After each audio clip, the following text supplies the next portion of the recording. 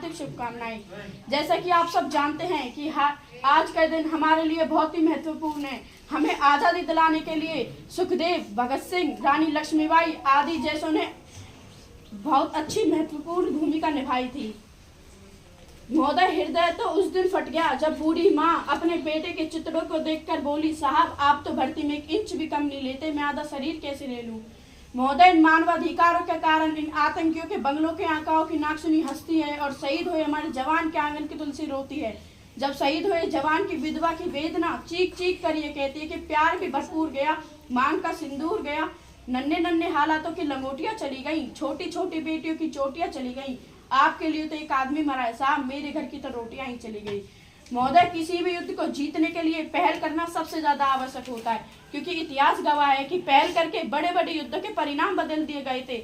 आज इन मानवाधिकारों के कारण हमारे देश के जवान इस कदर बंद हुए हैं कि अपनी ड्यूटी पर खड़े होकर भी पहल करने से डरते हैं, क्योंकि महोदय भविष्य में उन्हें कटघरे में खड़े होने का डर सता रहा होता है। वो ये जानते हैं कि एक उग्रवादी के राइफल से निकलने वाली गोली को यह तय करना पड़े या ना पड़े कि वो किसे लगेगी, परंतु हमारी राइफल से निकलने वाली गोली को यह तय करना पड़ता है कि वो दोषी को लगे या ना लगे, परंतु किसी निर्दोष को नहीं लगनी चाहिए।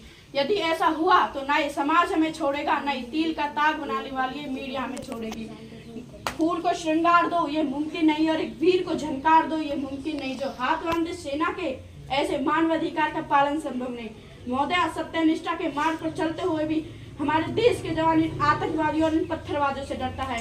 महोदय, एक जवान अपनी नौकरी को बचाने के खातिर यह सोचता है कि सांप मरे या ना मरे, परंतु लाठी नहीं टूटनी चाहिए। महोदय, जब छत्तीसगढ़ में 76 जवान शहीद हुए, पुलवामा में 44 जवान शहीद हुए, जब कोई भी मानवाधिकारी की दुहाई देने वाला हमारे पक्ष में नहीं था, जब जैन विश्वविद्यालय में देशद्रोही द्वारा भारत तेरे टुकड़े होंगे अफजल हम शर्मिंदा से देशद्रोही को नारे लगे थे, तो सारे मानवाधिकारी जाकर उनके पक्ष में खड़े हो जाते हैं। तभी तो क्या कहा था उस देशद्रोही ने, तुम एक अफजल को मारोगे हर घर से अफजल निकलेगा।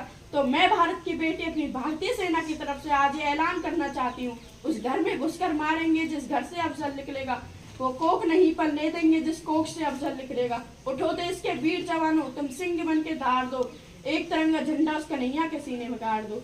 अंत में मैं अपनी वाणी को विराम की ओर ले जाते हुए बस इतना ही कहना चाहती हूँ, सीमा पर लड़ा नहीं जाता चरखों के सोलों के आगे, रामायण पढ़ी नहीं जाती सीमा पर गोलों के आगे, क्योंकि अटंबक की रक्षा केवल अटंबक ही लड़ सकता है। जय हिंद, जय भारत।